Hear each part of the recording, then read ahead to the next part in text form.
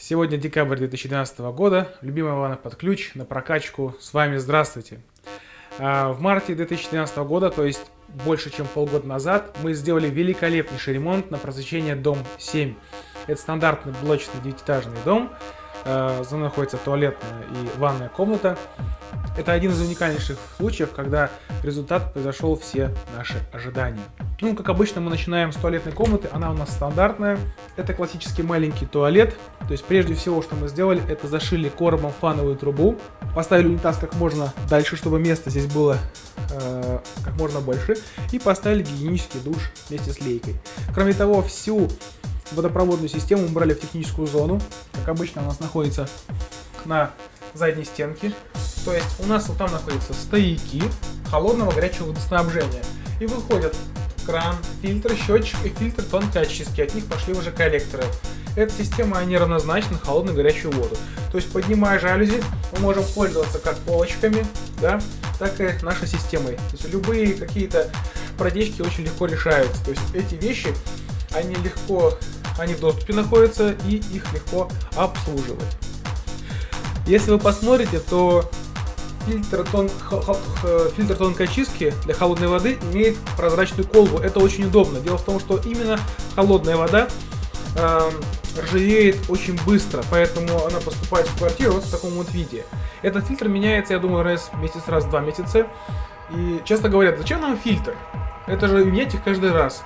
Ну, друзья мои, сам картридж стоит 60 рублей, там, до 90 рублей, в зависимости от количества микрон и производителя. Но, поверьте мне, если эта грязь останется в фильтре, а не попадет в вашу посуду, раковину, ванну, или будет портить ваши смесители, это гораздо лучшее решение. Просто поверьте, ставьте фильтр тонкой очистки на холодную горячую воду. Скажем пару слов про гипсокартонные короба. Они у нас закрывают фановые водопроводные стояки. Углы везде сделаны с 90 градусов, а угол запилен на 45 градусов. То есть мы обошлись без пластиковых уголочков, сделали все как положено. Вы уже знаете, что вот эта конструкция называется выносом. Это гипсокартонная часть, в которой ставится вентилятор, к которой крепится подвесной потолок и к которой крепится жалюзи. То есть выполняет она назначение для 3 монтажных элементов. Также короб у нас сделан внизу, он закрывает фановые трубы. Трубы от коллектора идут не вертикально, они идут горизонтально за фановую трубу. Почему так? Если вы сделаете вот таким вот образом, вы вынуждены либо постоянно лицезреть трубы за вашим унитазом, или делать фальш-короб, что отнимает дополнительный объем.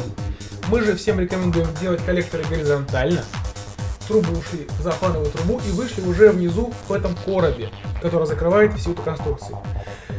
Плитка также запилена на 45 градусов, выглядит все очень достойно. Скажем про плитку. От того, какого качества, какой красоты плитка, зависит в целом общее восприятие ремонта. Можно сделать трижды высокотехнологичный, высокоинженерный ремонт в ванной комнате, но если плитка у вас дешевая, ремонт будет смотреться дешево, так уж получается.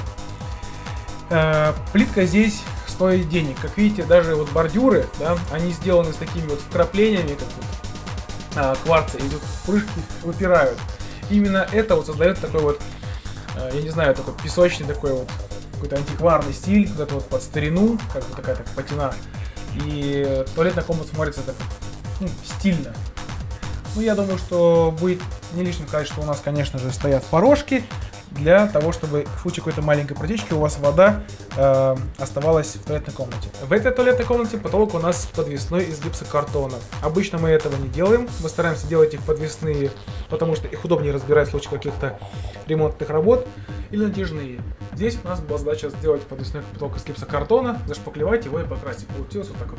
Достаточно просто и интересно. Идем в ванную комнату. А теперь я вам покажу сюрприз. Вы такого вообще, наверное, никогда не видели. На 2,5 квадратных метрах ванной комнаты мы разместили огромную душевую, столешницу, стиральную машину. Давайте я вам продемонстрирую. Это реально уникально.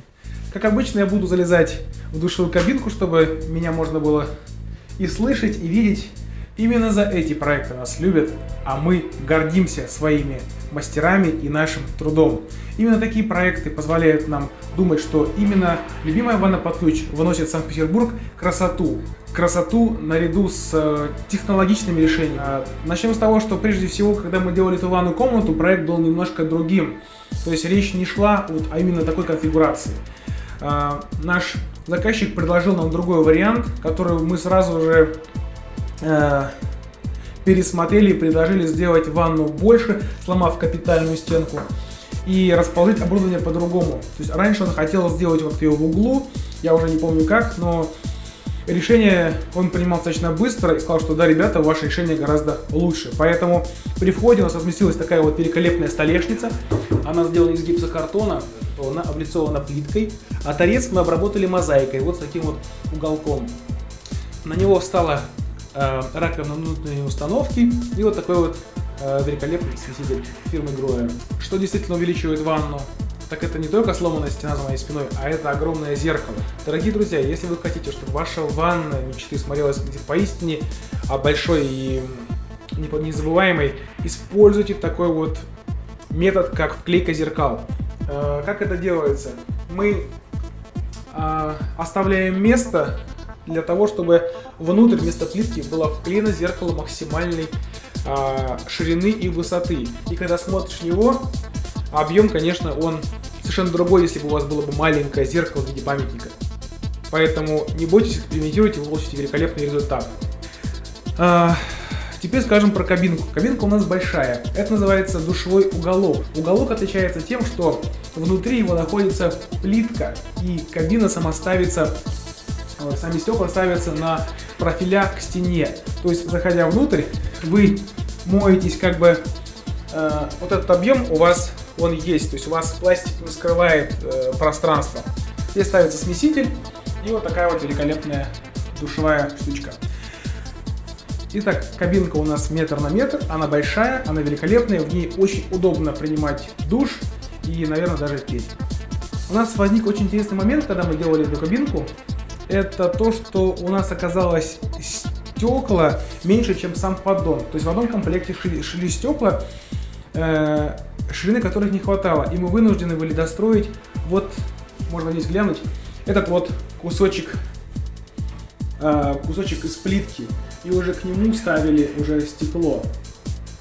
То есть мы вышли из положения достаточно достойно. Знаете, я готов ползать на коленках сколько угодно, лишь бы донести до вас, сколько мы вложили труда в эту ванну и каков был великолепный результат.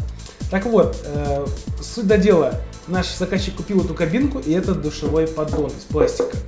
Мы, конечно же, под него сделали по лекалу вот такой вот кирпичный постамент, обложили его мозаикой, сделали все подготовительные работы. И когда мы стали ставить душевую, у нас выяснилось, что не хватает кусочка вот этого вот до стекла. То есть стекло по размеру было то ли для другого душевого поддона, то ли что-то еще. И чтобы нашего клиента нам не подводить, мы не стали ее сдавать, чтобы ждать. Мы просто взяли и вот таким вот техническим решением просто вышли из положения. Вообще, наверное, для любого из вас очень важно, чтобы весь ремонт занял не больше 2 недель.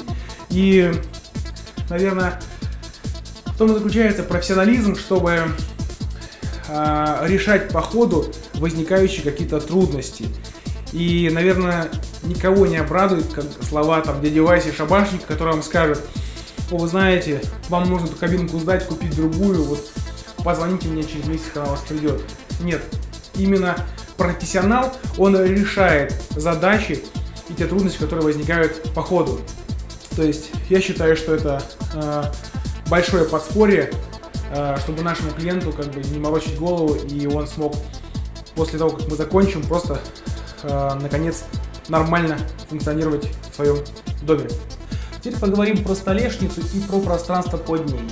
Значит, прежде всего, наша столешница, она широкая, она около 10 сантиметров, даже больше. Она достаточно прочная, поэтому на нее можно даже облокачиваться. То, что она радиусная, это придает ей изящность. То, что она не вышла в наличник, и наличник прошел цельно мимо, это тоже заслуга мастера, который по лекалу вырезал гипсокартон. Дальше. Внизу, если вы заметите, то вот это гипсокартон, который мы нарастили, который является как бы опорой для столешницы, а также в него пропустили все трубы. Дело в том, что на кухне был сделан ремонт, и у нас была задача не разрушить кухню. Поэтому мы провели трубы за стиральной машинкой, вывели их в гипсокартоне, и трубу 40, и водопроводные трубы на пресс мы поставили вот за гипроком. ниже сделали лючок, там какой-то кран. Точно, там полотенчик. Здесь раньше проходила труба полотенцесушителя, а теперь он переехал вот на ту стену. Кто, наверное, у нас уже делал ремонт, вы знаете, что когда мы прячем стояк полотенцесушителя в стены, мы делаем отечные краны сверху снизу для того, чтобы поставить перемычку, сделать все грязные работы, и уже в самом конце приходит наш гидромастер Анатолий Мезин и перекрывает краны, снимает перемычку, ставит красивый дорогой полотенцесушитель и включаем краны, проверяем на герметичность. Если вдруг какая-то проблема, бракованный сушитель или там где-то не домотали лен, мы снова перекрываем, переделываем. Это позволяет вам не морочить голову, как правило, вредным сантехникам с ТСЖ, которые начинают ругаться, что они бегают без конца, отключают воду. Поэтому мы просто экономим ваше время и нервы. А вот тот самый полотенцесушитель. То есть стояк у нас шел раньше вот в правой части, мы его перетащили в полу. Вот здесь у нас первая водоточка, а тут вторая. А вот тот самый кран, который находится кран для подвода стояка к полотенцесушителю. То есть если я его перекрою, у нас вода перестанет поступать не только к нам, но и заблокируем всех соседей, наверное, снизу. Я надеюсь, что вас минует та чаша, когда к вам пришел какой-то плотник, когда-то и поставил криво-косо двери. Так вот, мы всегда просим, чтобы наши двери ставил только наш специалист. Мы работаем с одним нашим партнером, его зовут Константин. Он ставит все двери любимой ванны под ключ. То есть он работает с вами лично, отдельно. И всегда его все благодарят. У него огромное количество инструмента, включая даже пылесос, когда он запиливает все коробки на ус. Вот видите, что коробки запилены под 45, сделаны доборы. Ну, скажем, что здесь двери были уже установлены, мы их разбирали, и Константин уже доделал, то есть он сделал доборники, наличники, делал все как должно быть. И со слов нашего клиента Александра, он получил громадное удовольствие работать именно с таким плотником. То есть вежливый, аккуратный, тот, который должен работать рука об руку с любимой ванной под ключ.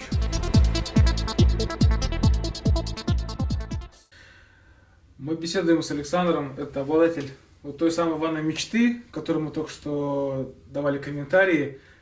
Насколько я понимаю, Александр, для вас вот то, что мы сделали, это... А расскажите сами, вот что для вас вот то, что мы сделали, как вы это вот восприняли? Ну, воспринял, конечно, очень хорошо.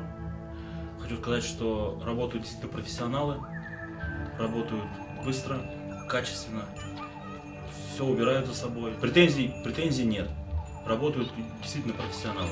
Давайте я помогу, вы от нас просто так не отделайтесь общими фразами. Тут же действительно была целая история, да, то есть вы готовили достаточно долго. Дело в том, что вся квартира Александра это, ну, не скажу, что музей, но это человек очень внимательный и детальный, такой, я бы сказал, даже педант, аккуратист. И задачей было соответствовать его требованиям, его, скажем так, воплотить его мечту, связанную с санузлом, как бы, да, сделать достойное помещение для пользования.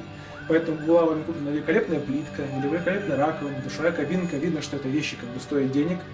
И прежде всего, когда мы пришли ломать, я пришел раньше, чем наши демонтажные рабочие, я говорю: Александр, встал в чертежи и сказал, что вот это все, и выкинул в мусорную корзину. Ну, было именно так, правильно? Я сказал, что нужно все сделать немножко иначе. Нужно сломать стенку, сделать раковину вот так, а не так. У вас будет больше места и так далее. На что вы мне сказали?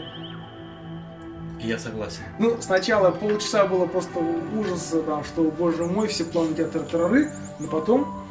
Ну, вообще, тот план, который предложил Анатолий, он не то, что был немножко иначе, он был полностью другой, но сейчас я хочу сказать, что я не жалею, потому что к этому вопросу подошел профессионал, и он посоветовал именно то, что вы видели раньше. Давайте я скажу, что отличает профессионала от любителя. Любитель приходит и говорит, что вы хотите. Клиент говорит: а что вы предложите? Любитель говорит: я не знаю, а что вы хотите, да? Профессионал приходит и предлагает кучу вариантов, и мы ищем, что действительно важно для нашего заказчика, потому что клиент, он этим не живет, не занимается, этим живем мы. И мы уже предлагаем, и когда что-то цепляет, мы вот работаем с этим проектом, который вот действительно запал в душу. Поэтому действительно я прихожу, если руковожу проектами клиенты меня воспринимают двояко. Одни говорят: господи, пришел ваш сумасшедший директор, мы хотим просто вот сделать плиточку и все. А Александр, как и многие, отнесся к этому иначе. Сказал, что круто, вот я бы так не придумал, давайте делайте реально, это реально лучший проект. Потому что проект Александра предполагал раковину в углу и там вот мыться чуть ли не боком, да? Я ж не путаю ничего. Да, но я просто рискнул и доверился полностью Анатолию, поэтому все так прекрасно и получилось. Я сказал, что давайте ломать стенку, то есть там было что стенки ломать. То есть вот в том вот в той красоте, которая здесь, ломать стены, наверное, слышалось, наверное, что какой-то ужас, да? Не бойтесь ломать стены. Ломайте стены, пускай ваши ванные комнаты будут больше.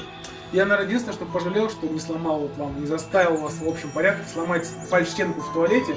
Дело в том, что в туалетной комнате у вас 82, за счет того, что плитка ушла от стола там 79, может быть. Если бы мы сломали ее, у вас бы она была шире, действительно. И тогда бы... Ну, в следующий раз. Следующая жизнь, да. Давайте тогда отметим, пришла демонтажная бригада, какие у вас были вот впечатления? Пришел Константин Николаевич, вас ломал? Нет. У вас ломало здесь? Да. Ну, тогда скажем пару слов по наших демонтажников. Первая демонтажная бригада — это Константин Николаевич, при этом такой серьезный старшина. И вторая бригада — это под руководством Азиза. Я при каждом случае стараюсь линчевать миф, что Равшан и Джамшуты у нас работают и ничего не умеют. Так вот, у нас одна из бригад под руководством Азиза ломает, он действительно узбек, вот такой облысевший узбек, он ломает наши санузлы.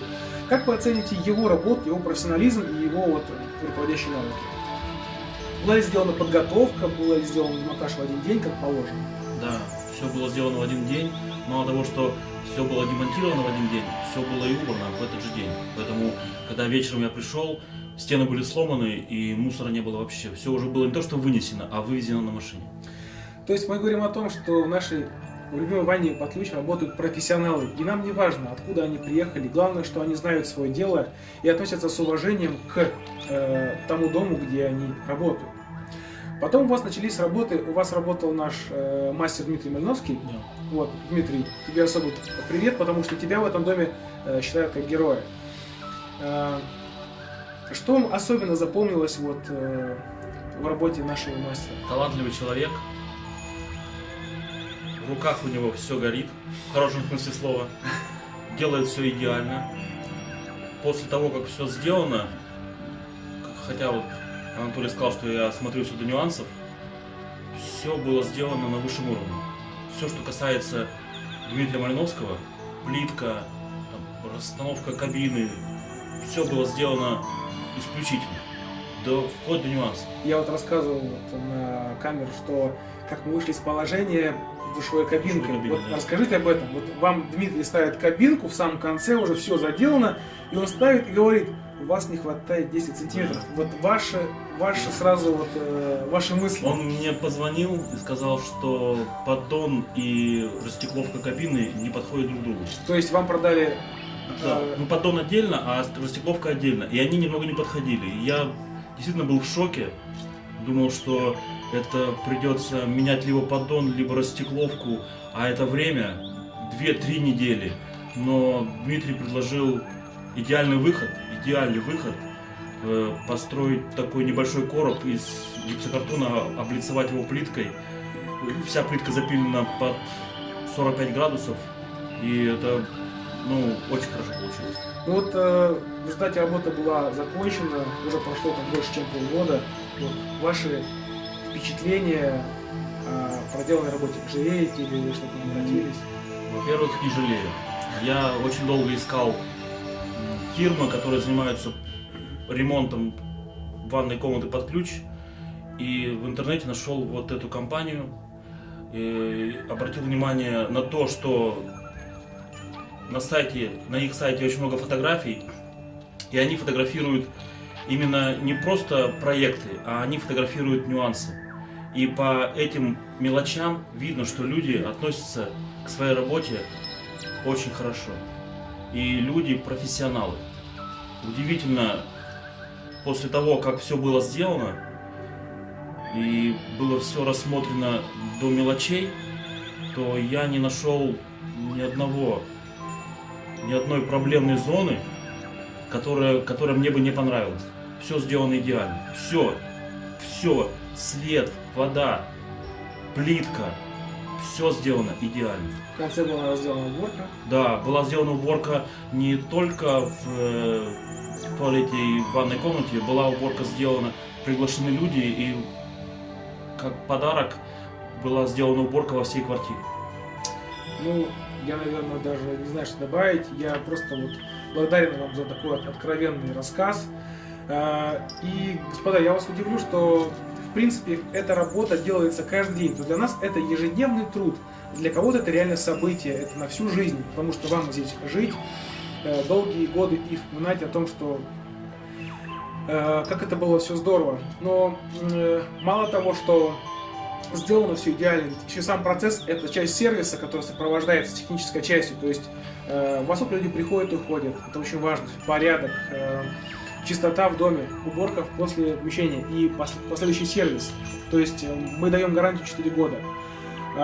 У нас регулярно происходят обзвоны наших клиентов, и мы спрашиваем, все ли в порядке, ничего ли не отвалилось. Это уникальная стратегия.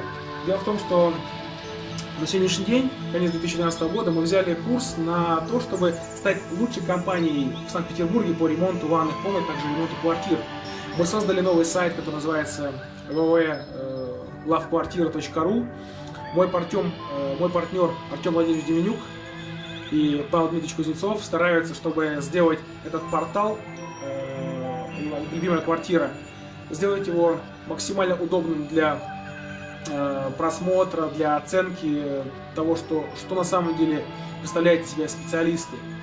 И мы решили, что нужно делать вот такие вот видеоотзывы регулярно практически на каждом объекте, несмотря на то, что это бабушкин ремонт, который сделан достойно, либо вот такой вот великолепный дизайнерский ремонт. Поэтому мы делаем вот такую вот громадную работу и стараемся держать марку и не подводить никого из вас. Поэтому я благодарен в очередной раз за то, что вы, Саша, позволили нам сделать такую красоту, что вы готовы были вкладывать в свой дом дополнительные деньги, расходы на дополнительные работы. Это тоже очень приятно, потому что бывает, что люди ограничивают себя и нас в творческом порыве, и мы вынуждены какие-то делать не до конца законченные процессы. Вот. Я даже сказал, что если бы меня Саша попросил, я бы ему сломал эту стенку в туалете, да? Ну, не попросил, а я не предложил. То есть было много, видимо, работы. Я не специалист, поэтому я не знал, что можно сделать так. Ну, в результате время прошло, и все стоит на своих местах, радует глаз. Даже я захожу и вспоминаю все то, что было, и это приятно, знаете, служить вам на благо красоты, чтобы любимая ванна дарила ванну мечты в каждый дом в Санкт-Петербурге. Поэтому спасибо за откровенный интервью, Саш. Рады вам были помочь. И я надеюсь, что, дорогие друзья, такая красота будет у каждого у вас дома.